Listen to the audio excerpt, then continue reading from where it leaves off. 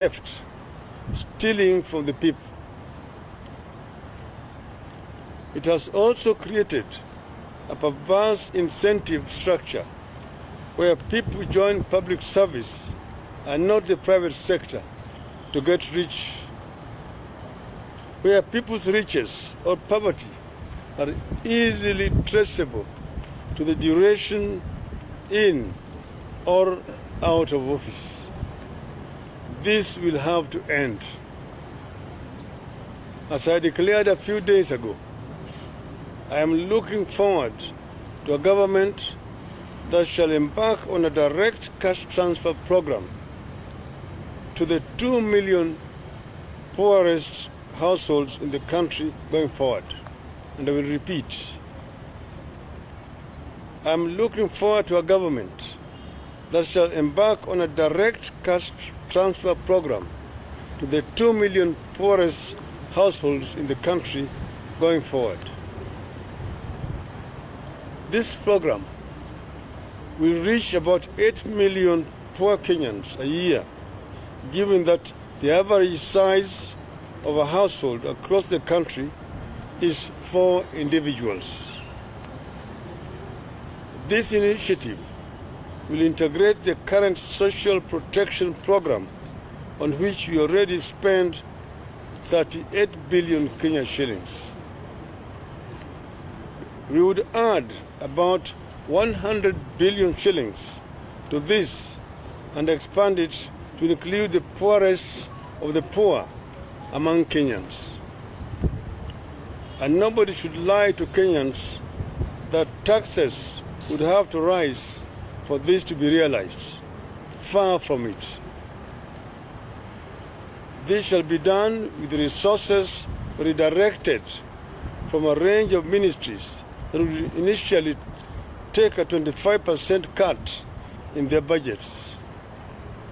The budget cuts will be followed by an even wider rationalization aimed at transferring government services to the poor and towards assisting the private sector, SMEs in particular, to grow and to prosper. Cash transfers will be aimed at providing immediate relief to millions of Kenyans, but they will not be the ends into themselves. They will run hand in hand with investment in long-term measures to create jobs, reduce costs of living, and secure businesses, among other needs. We will be disclosing those measures in due course. But going forward, we intend to make social welfare a critical and urgent policy agenda in the country with the aim of restructuring and strengthening those in place while coming up with new ones. All this will be accompanied by an aggressive anti-corruption campaign that would not only save money, but also yield additional resources to be directed at protecting the poor. The figures may vary, but we are in agreement that the government is losing billions of shillings every year. We have been told Kenya is losing a third of its budget, the equivalent of about 6 billion US dollars, or Kenya shillings 600 billion, to corruption every year. We have also been told the country loses 2 billion shillings every day. I don't need to emphasize what this money can do, but I can emphasize that the losses can and will be stopped. The end game with all these processes shall be to create a government that cares, accounts, and caters in the word and deed for every single citizen, rich or poor, young or old, man or woman. We believe strongly that no single human being in our midst can or should be wasted or neglected if we are to create a great and prosperous nation. We believe Kenyans deserve a power structure and mindset that puts people first and politics last. We will make it happen by taking these first small steps. End of the statement.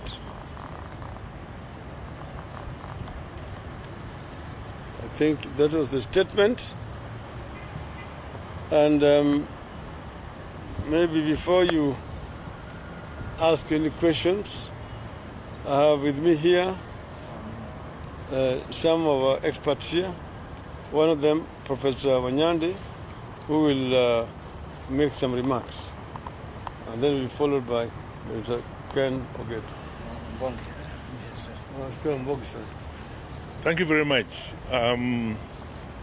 What I want to add is this, that the statement that has been read contains a proper diagnosis of the challenges facing this country, which challenges must be addressed if we want to solve the problems of the majority of Kenyans. The diagnosis touches on at least three things.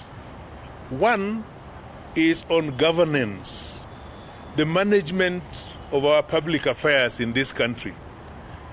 That has been a challenge for a very long time. But that challenge is attributed to a number of things, one of which is also contained in the statement, and that is the quality of our leadership. Unfortunately, in this country, and indeed in this part of the world, we have a tendency to give very little attention to the quality of leadership, particularly political leadership. Yet, that is so key in terms of influencing the nature of governance.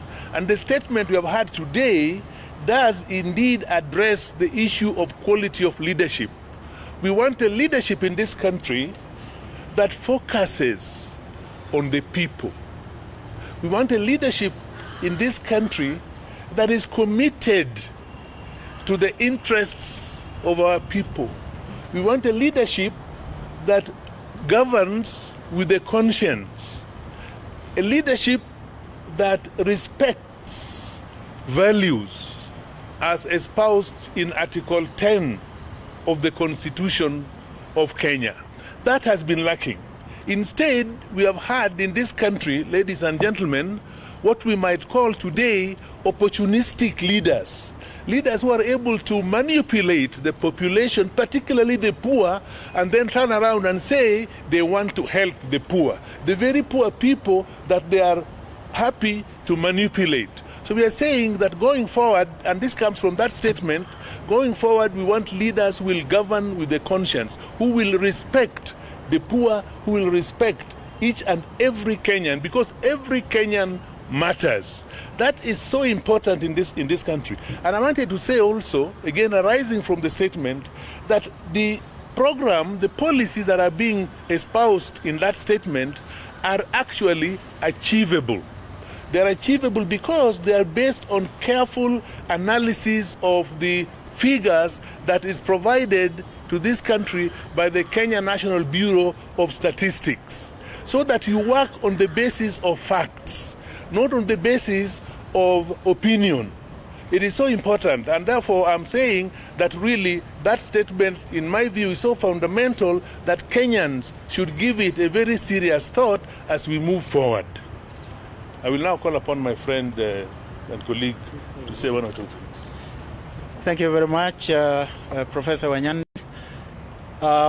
In summary, really, the statement that the Prime Minister read is simply a commitment that he is giving to the people of Kenya.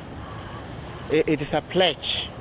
It's a vow that he is making before the country that he will work towards dignifying and transforming the lives of the ordinary Kenyans. And this commitment is based on a simple fact, which I can loosely call the present truth. It is true, friends from the media, that there are many Kenyans who sleep without food.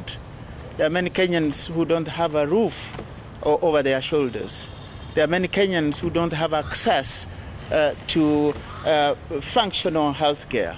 There are many Kenyans who simply don't have access to a quality education. To achieve this, then, he is making a very clear statement in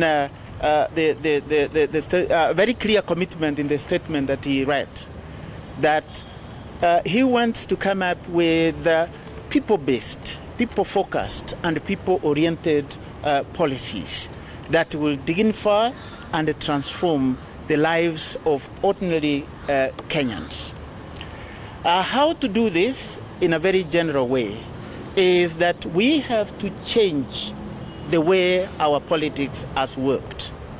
Previously, we have had a situation and a structure that overemphasizes politics. We have got a situation and a structure that really takes the people to government. The Prime Minister has indicated that he wants to change that and focus first and foremost on the people, on the ordinary Kenyans. He wants to put a structure in place that will create an economic environment that will enable him to directly serve the people of Kenya. And then that economic structure will be supported by a functional governance structure. So in summary, it is people first, people second, and people third. Thank you very much.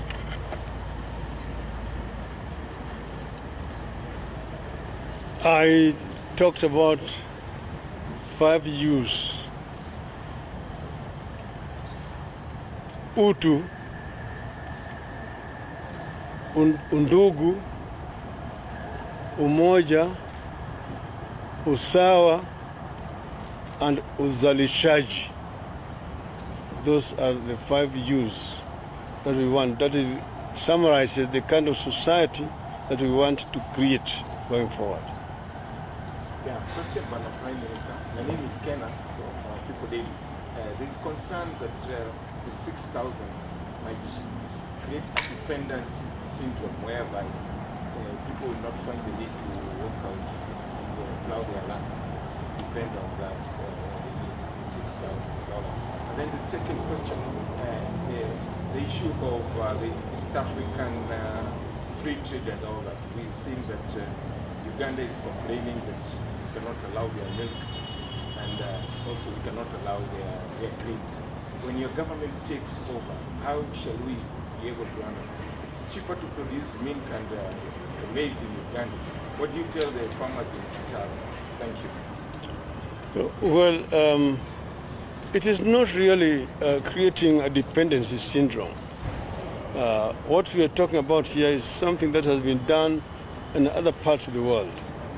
It's called a social welfare society, where you care for the very poor who cannot afford to be able to put food on the table. If you go to the UK, it is called the dole. And those very poor people who don't have shelter and who don't have food are catered for on a weekly basis. They go and collect this kind of money so that nobody is allowed to descend to inhuman conditions in terms of living. But it is not something that is permanent. As the society expands, as opportunities become more available, as people get into employment, of course it is basically written off. It's not something that people depend on permanently. But it is doable, And we are going to have the biggest social protection program on the continent of Africa. This is what I'm talking about. The issue of the East African The open East, market because and you see, there are certain issues that we must address seriously. The cost of production in our country, which is putting most of our businesses, out of business, because you find things like eggs and milk and maize and so on are more expensive here than they are in Uganda. Why? It's because of several factors. For example, in terms of products, the inputs, the cost of plowing, the cost of seeds, the cost of fertilizers, the cost of chemicals are probably too high here in this country. And those are the issues that we really need to address so that Kenya can become competitive. And also the cost of energy. As you know, that the cost of energy, very high cost of energy, is driving away several investors from this country. I know of a number of plants, manufacturing plants, which have relocated from Kenya to Egypt, for example. Some of them even gone to South Africa. Because in those markets, for example, the cost of power is 4 cents per unit. Well, here you're talking about 12, 13, 14, 15 cents per unit. That is also carrying away potential investors who would otherwise come to invest in this country. So those are the factors which we are going to address very seriously so that Kenya can become competitive in the markets. My name is Kennedy Murray from NTV. You mentioned about 2 million families that are going to benefit from this. How are these families going to be chosen? Number one. Number two, you are one of the strongest defenders of devolution this time. Even in the Building Bridges initiative, you are speaking about how to strengthen devolution. How does this play into strengthening devolution when we are cutting money from ministries instead of taking to counties? We are going to benefit this. And is this program going to run in tandem with county governments or a collaboration between the two? Well, first, the figures are not taken out of the blues. These are as a result of proper analysis of our situation. The demographic figures. Experts have looked into this, and we know that about 2 million families are the most vulnerable, and that's why we are targeting them. In some part of the country, take for example in Turkana or in Mandera and those other places, you find the government is going for relief foods during the drought periods. Instead of taking relief foods, if you give those people money, they'll be able to buy food themselves. So you do away with the relief foods. And that amount of money will not go into this program. We have done very careful analysis on this matter. And we think that this will be the solution that is actually realizable. We are cutting certain amount of money from ministries, about 25%. But you see, what we have also done analysis, there's a lot of money which is remaining with ministries at the national level for functions which have themselves already been devolved. That money can go to this social protection program. But apart from that, there are the money services which need to be performed by the devolved governments, which are being held up here, and staff also being held up here. We want the national government to release those staff to go down to the county government, and the resources will follow them down there. We know that it is actually possible to devolve up to 35% without much problems. We know that more revenue will be coming when you plug those loopholes and deal with corruption. As you know, we are talking about just 150 billion shillings for this program. but 600 billion shillings is being lost to corruption on an annual basis. So if we plug those loopholes, there will be more than sufficient money to deal with this program. And we are determined, and we did it before. When we came into government in 2003, we found when the government was under collecting revenue on a budget of 500 billion, they were only collecting about 200 billion, and they were depending on donors for 300 billion. We changed that, and within 1 year, we had jumped from 200 billion to 500. It went to 750 budget, to 900 billion, and eventually we reached $1 trillion. And also the rate of growth changed from negative to +2 to +5. In the fourth year, we had reached +7% rate of growth. And we actually had planned to go to double digits. And I'm certain we would have reached double digits if the event of 2007, 2008 had not interrupted this. So what we are saying is that we want to not to confine ourselves to single-digit growth. I am convinced that we can attain double-digit growth in this country if we deal first with the biggest enemy we have, which is corruption. And I'm actually telling Kenyans that this corruption can be managed with the determination, and we will manage it. So my name is Emmanuel from KTNX. We saw a lot of concerns about the Kazi Mtaani and the amount that was set aside to be transferred to the people working there. Are you going to make sure that this is not going to be another way to breed corruption and make sure that the money that is supposed to reach those people actually reach them? You see, programs like Kazi Mtaani or Kazi kwa Vijana or Kazi Mashambani are not permanent programs. They're basically emergency measures which are aimed at putting money in the pockets of the youth when the economy is going bad the way it's been going bad, when the youth are so vulnerable. And they're palliative measures which we introduce. But as the economy normalizes and opportunities arises, of course there will be no need for them. The youth will be employed in much more meaningful enterprises. We have come up with a very clear program.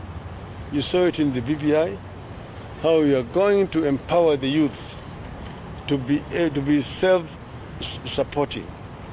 That we're going to create a fund through which the youth can borrow money and don't pay any interest until after 7 years when those enterprises have matured.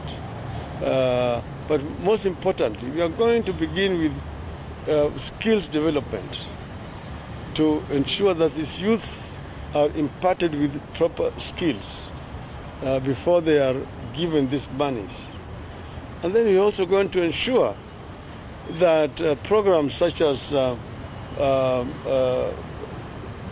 30% of the contracts for the national government and the county government going to the youth, how is that going to be implemented?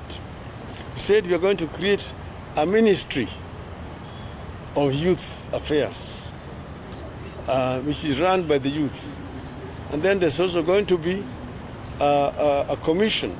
We want to make it a constitutional commission, that National Youth Commission, which is itself going to ensure that the programs that have been prepared are actually implemented, that the 30% of the projects under the national government actually go to the enterprises owned by the youth. And the same thing in the county governments. And this will happen.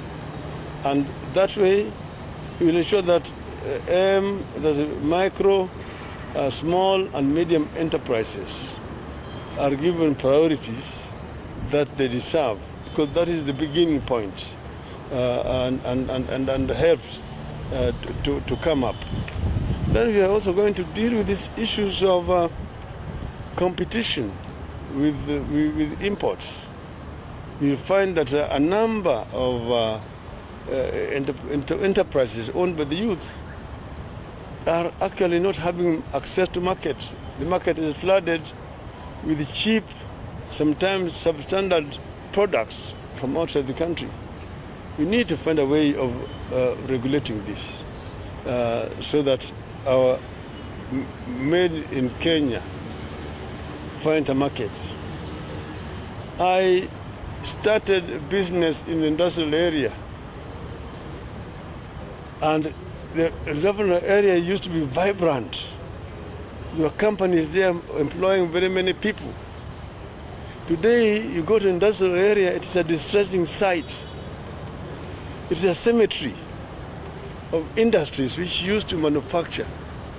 A number of them have relocated to either Zambia, to Egypt, to South Africa, because of conditions I've talked about. But so those enterprises are now basically warehouses. What used to be factories employing 200, 300, 500 people are now just warehouses for containers carrying goods from China and non-employing watchmen.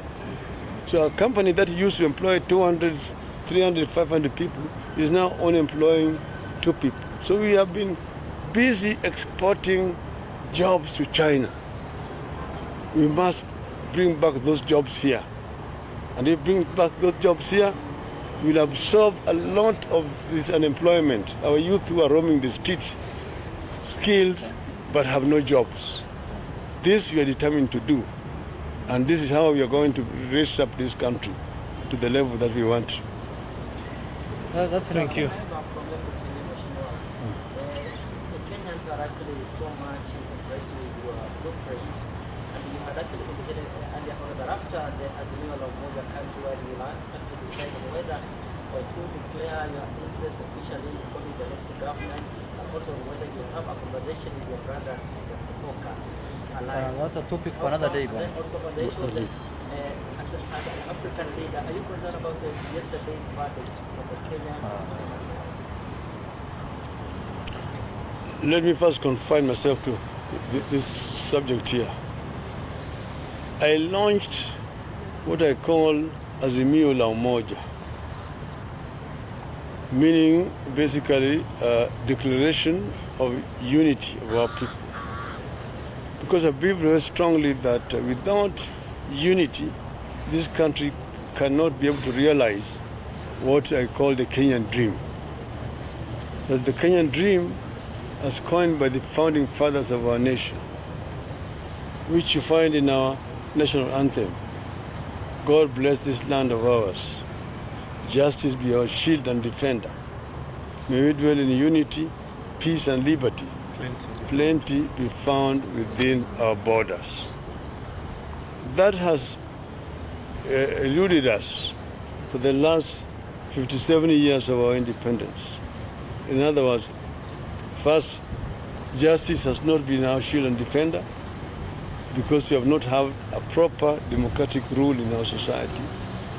We have not dwelled in unity because we have divided society in terms of ethnicity. There are a lot of fears and hatred among our people. Then there's no peace in our country.